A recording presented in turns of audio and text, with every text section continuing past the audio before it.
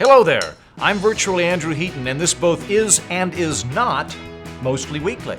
Political parties, which comes to us from the Latin politus partice, meaning to screw over.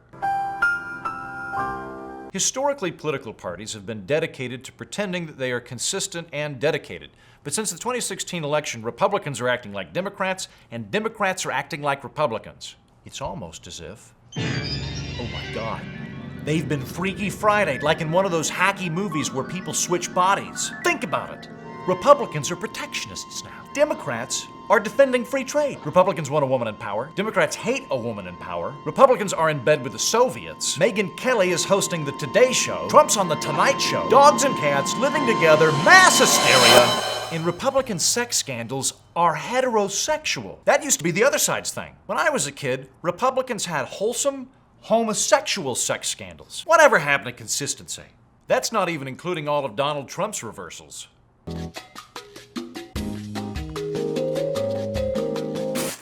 Mark Cuban, he's a saint.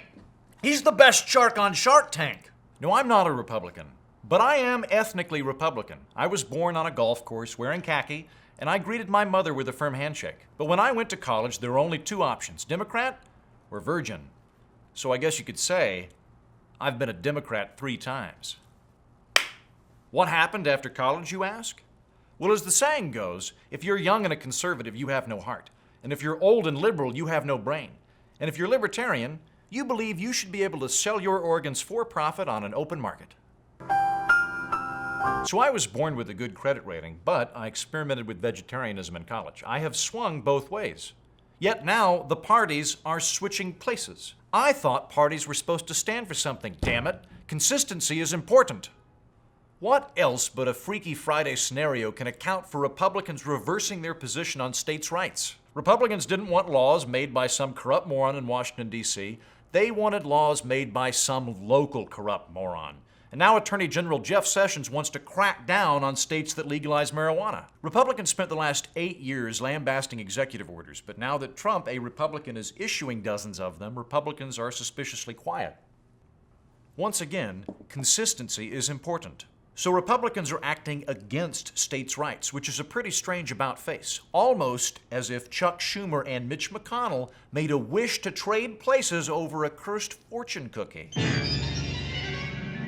Freaky Friday. But what does it matter that Republicans and Democrats have Freaky Friday'd and changed places? It doesn't.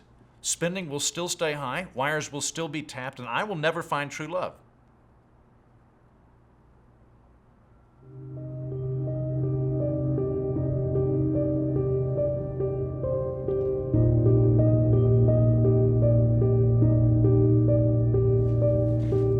It's like if 9/11 conspiracy theorists and flat earthers switched places for the day. They'd still be wrong, they would have just swapped positions. Unlike libertarians, who've been consistently principled, often to the point of exhaustion.